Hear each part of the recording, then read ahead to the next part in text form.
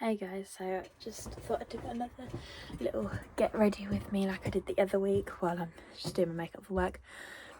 Just doing very basic makeup today. I am exhausted. My youngest decided that between the hours of 1 AM and 5 AM were the perfect time to learn to walk to her door as opposed to crawl to it, and also to learn how to open the bedroom door. So I lost count after about 40 times of putting her back to bed and just gave up at that point and put her in my bed, and she eventually went back to sleep at 5:45. But obviously by that point I was like, well, I need to get up now. It's like, thanks for finally going back to sleep, but it's a bit late now, thanks. So I'm knackered, so hence why I need to do makeup. I do not do makeup every day for work, as I've said in the past. I do it if I have time or if I want to. It's obviously not a requirement. It's really noisy outside today, so I do apologise if you can hear all of that. But I said in my last video that I wanted to do, so I'm using the Collection Mattifying Primer. The bottle is disgusting because it's white and it's obviously been in my makeup bag with foundation bottles and fake tan bottles. So that's great fun. But yeah, so I said I wanted to do more of these sort of videos so that you guys could get to know me and talk about like what's happened in my life and that kind of thing. So do a little update on life recently. So I have had a job interview yesterday, but I haven't heard anything back yet, so hopefully I will hear something at some point. But it's a start because I was starting to get really like deflated with basically not getting anywhere. But I actually had like a proper in-person interview yesterday, so we shall see where that goes. I think that's about it for life just recently. I'm finally starting to feel better. I know I've had like weeks of being really poorly, and then I had a chest infection, and now that chest infection is starting to clear. It's still there a little bit. I've not finished my antibiotics yet. I finished them at the weekend, but it is starting to slowly clear. I'm using the L'Oreal True Match foundation in 2C, but yeah, it's slowly starting to clear, so finally starting to feel better, which hopefully means that I'll be back on the ball with like the cleaning videos and that. I have tried to kind of keep up with them, but obviously when I was really poorly, I obviously let it slip because I didn't want to do the cleaning as it was, let alone film myself doing it, and I didn't feel very well, so I didn't look the most presentable. So that was great fun. So yeah, at the moment I'm obviously still working as a carer. If I don't manage to get anywhere with applying for these jobs and that, then I'm going to speak to my boss probably after Christmas, because I know that she won't be able to do anything before Christmas, and see about changing my hours slightly, potentially upping my hours, but also just changing the times that I can do to maybe do like mornings 5 days a week or something like that, which would be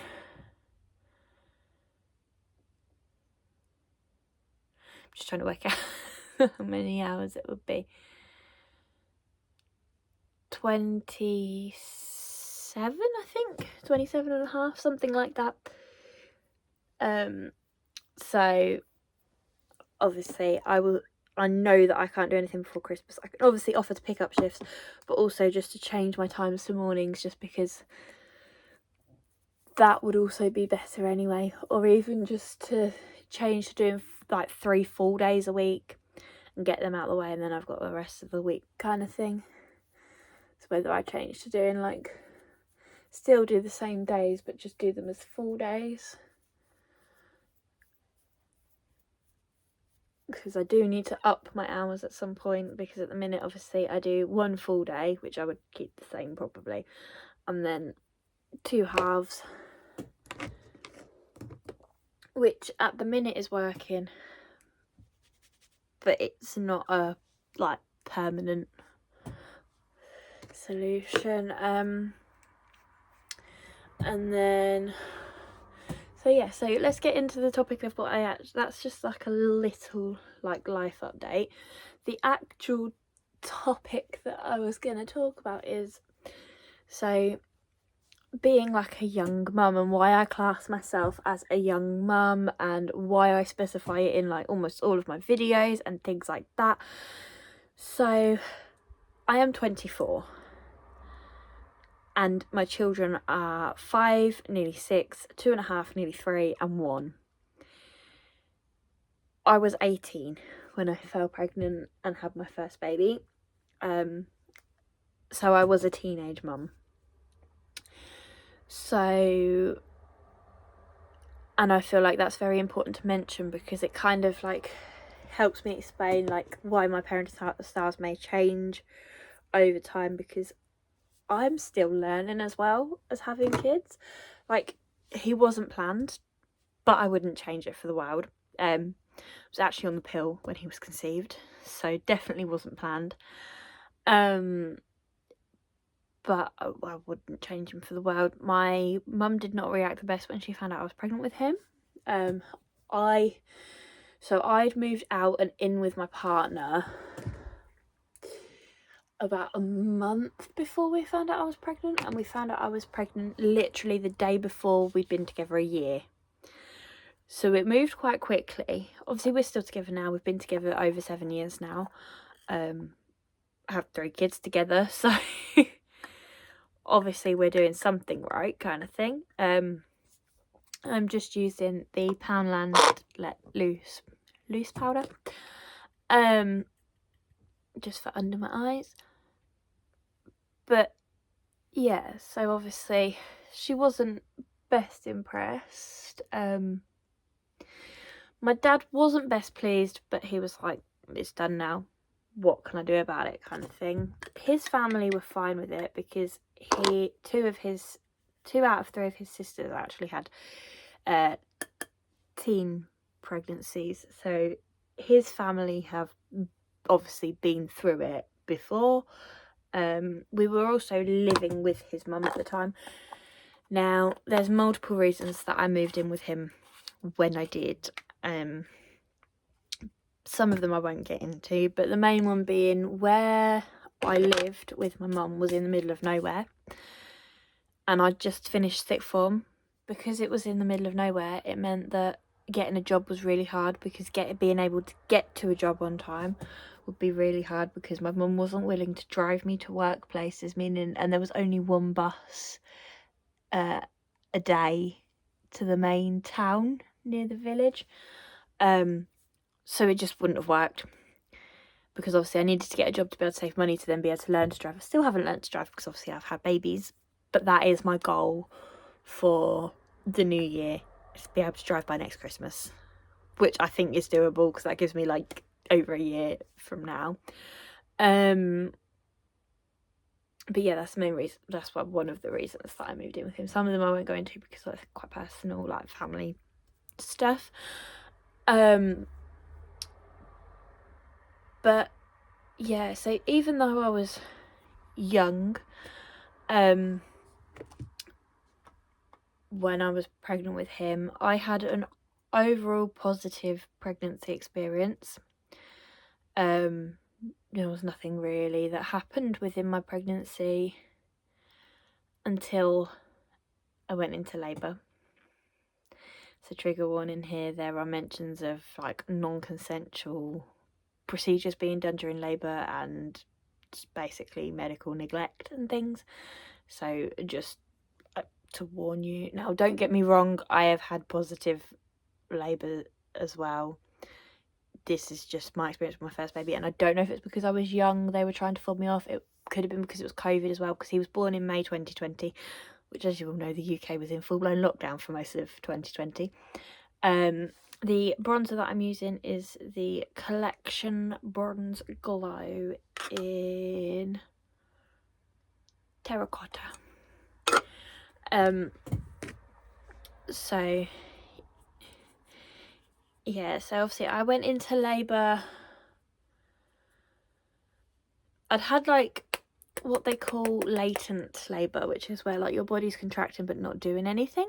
I'd had that for weeks, and it got to the point where I couldn't cope with the pain. By about lunchtime on the day he was born, he was born on his due date as well, and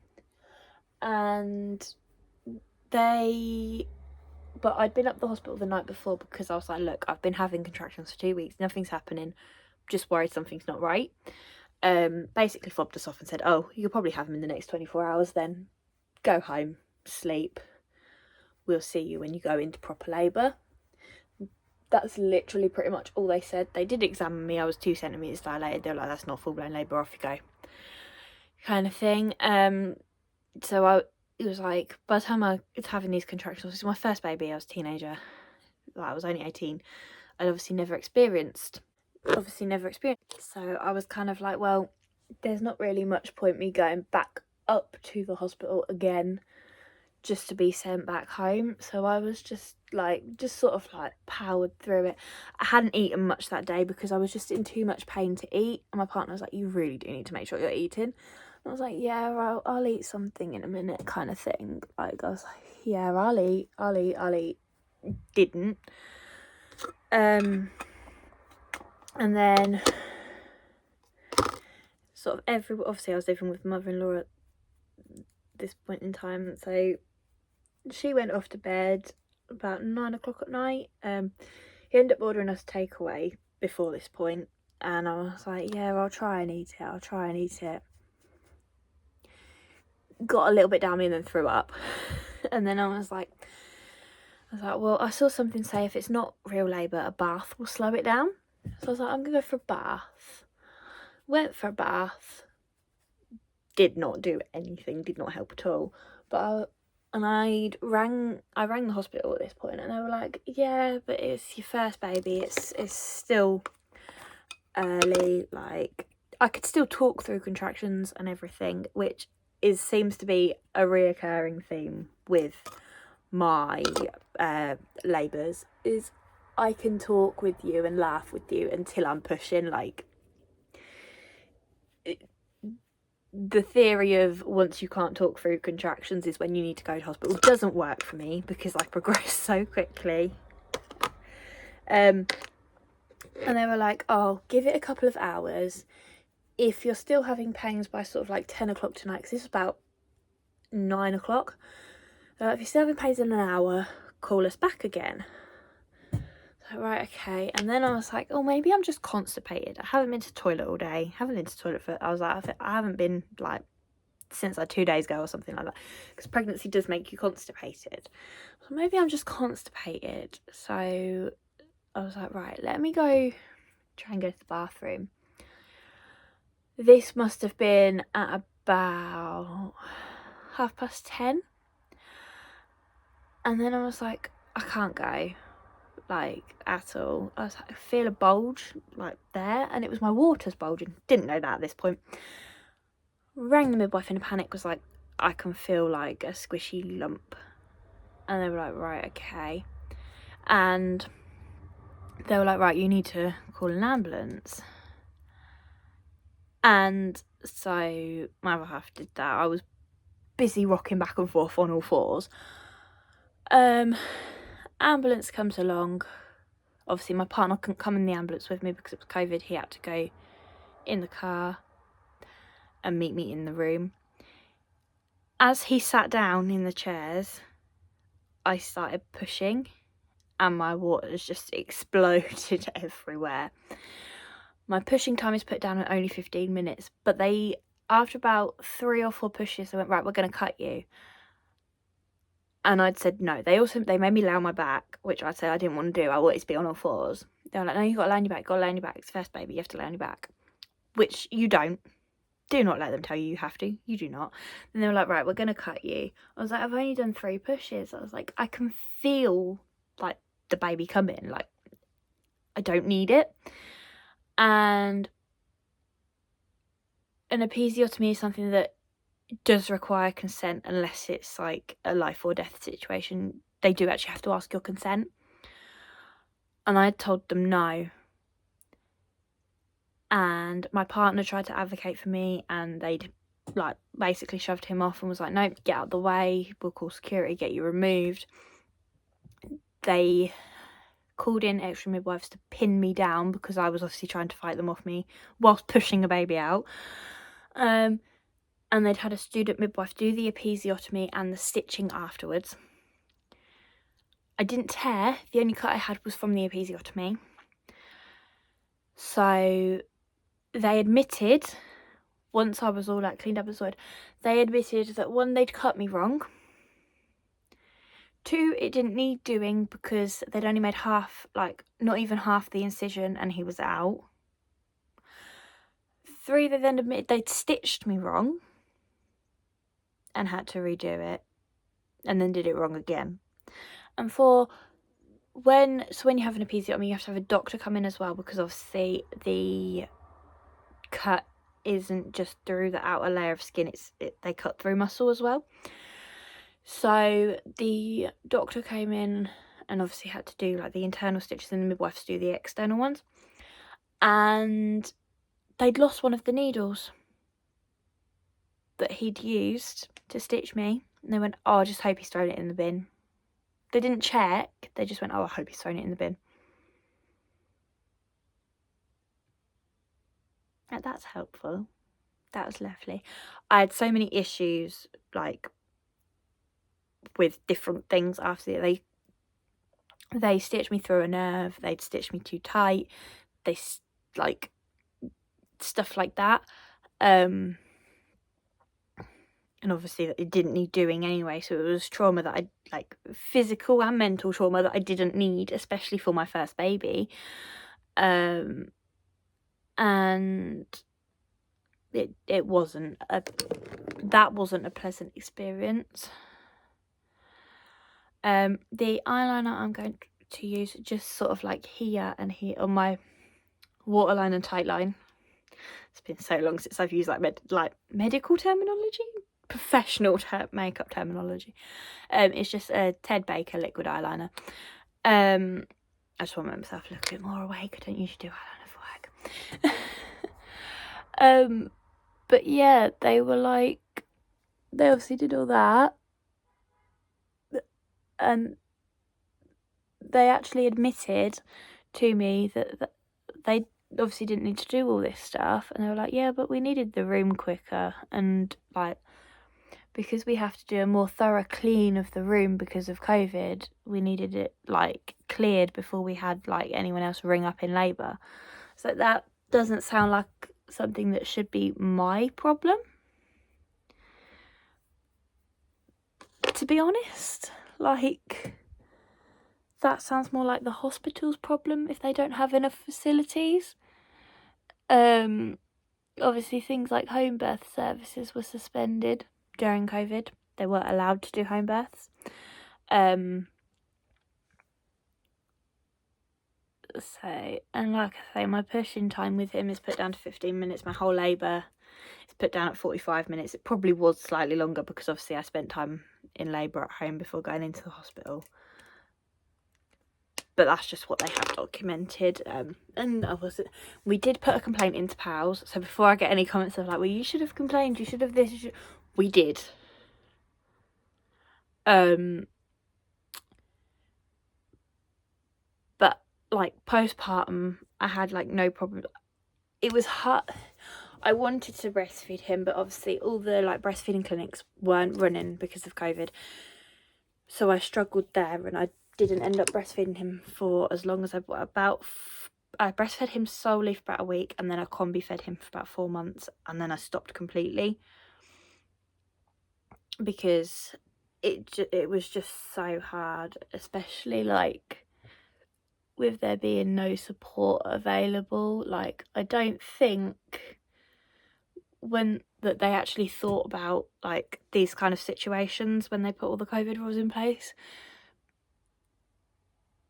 And like, even when they'd started the like opening bars again, you still couldn't have someone with you at a scan, which your first scan is scary because you don't know what they're going to say to you.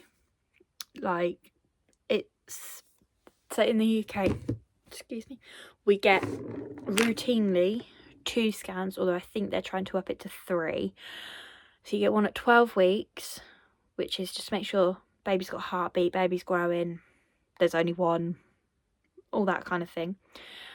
And then you get one at 20 weeks, which is like your anomaly scan, so they can see if baby's got any heart defects and things like that in that scan. I just used the shade, it's not got a shade name, this shade out of the Revolution Elf palette. And then I'm going to use the Waterproof Revolution mascara. But, so, yeah, and I think just recently they're trying to make a 36-week scan a thing to make sure babies are in the right position kind of thing. With my 2 girls, I did have growth scans as well, which was basically scans every 4 weeks from 28 weeks. But I'll talk about their, like, pregnancies and stuff in a separate video. But yeah, all 3 of my kids were born at the same hospital, and every single time we've had different forms of complaints, but I've never had the same midwife twice either. So, and the hospital that I go to is actually currently listed as worst in the country. So we've actually, obviously I'm not planning on having any more children, but for any appointments that the kids have, we have actually asked their care to be transferred to a different hospital, which is basically the same distance, just in the other direction. Which, if it means the carer's better and everything, then I'm not, like, I think it's like a 10-minute further drive. I'd rather drive 10 minutes for better care than not, kind of thing.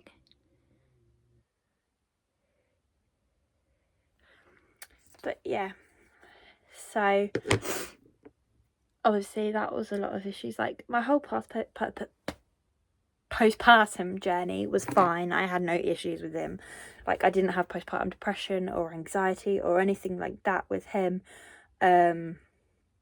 Once he was about 6 months old, groups started opening back up, so that was nice. So we got to go to, like, baby groups and stuff once he was about 6 months old. We went to, when he was about 4 months old, there started being a buggy fit group where, like, locally to me, it doesn't run anymore, but it was outside, which meant it could run even during, like, COVID times, and it was something that got us out of the house, and we, like, I enjoyed it. I am still friends with some of the ladies that I went to buggy fit with. We go to a different group with them now on a Wednesday. Obviously my eldest is at school now. But yeah, but that, like, why I specify I'm a young mum is because obviously I was a teen mum. I'm only 24 with a 5-year-old, nearly 6-year-old, and that is young. And I especially feel it when I'm on the school playground and I'm the youngest one there for his year group.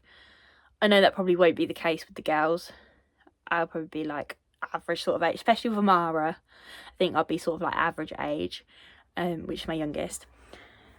But obviously for Gray, my eldest, I am the youngest mum on the playground. Some of them are the same age as my mum. Some of the mums there.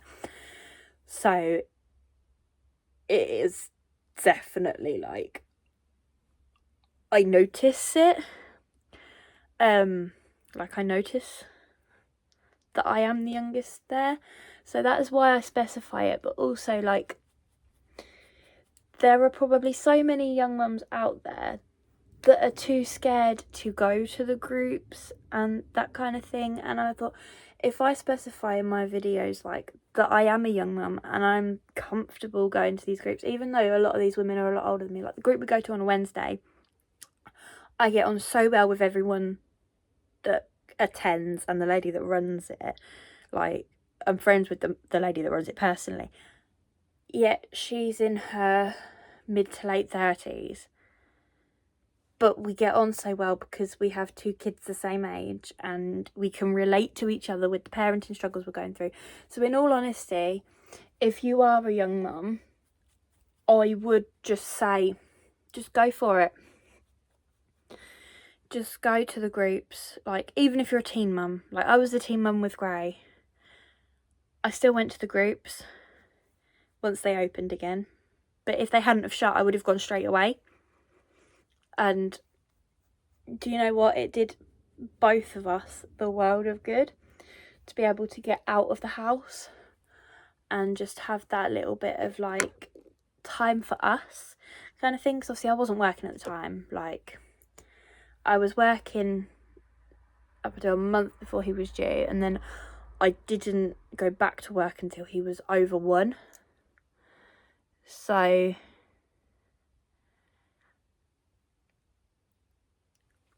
obviously didn't have a lot of money to go out and do like shopping or coffee mornings and stuff like that. But going to the free children's centre groups was like basically a lifesaver. And I wonder if I would have suffered with postpartum depression with him had I have not had those groups, because I will get into a bit more when I talk about Ruby's like story, because her pregnancy story is so difficult, so different, and just not straightforward. Birth was fine, pregnancy, whole other ball game with her. But when she was born, because there's 2 years and 9 months between her and Gray, it meant that I couldn't go to the groups because she was too young for the groups that Gray could go to, but Gray was too old to come with me to the groups that I could have taken her to. So we didn't have that outlet, and I wonder if that's why I struggled so much with depression when I had her, like postpartum depression when I had her.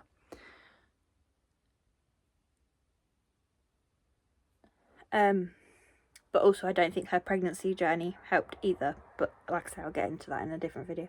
She's in the I Heart Revolution Immortal lip gloss.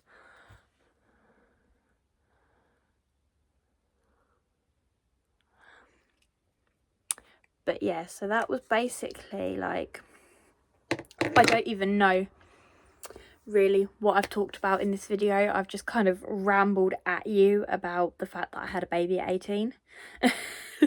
Wouldn't change it for the world now. Love him to pieces. He is the most amazing little boy. Test my patience sometimes, but all 3 of the kids do. And every child will test their mother's patience. That is just a given. But I would not change it for the world now. And I love all my kids so much that I definitely wouldn't change anything for the world. Yeah. I don't really know what I'm saying now. I'm just sort of rambling. But yeah, that's basically the general gist of this video. But I like doing these chatty sit down talking videos, like just every now and then, because they're so easy to film and they just come so naturally. But I don't want my channel to just become a chatty channel, because I want to showcase the realities of like motherhood and the struggles that I have with the kids and stuff like that. But I don't even, a car going past the window flashes a shadow through. But I obviously, I want you guys to get to know me as well. I think that's the best way to put it. But yeah,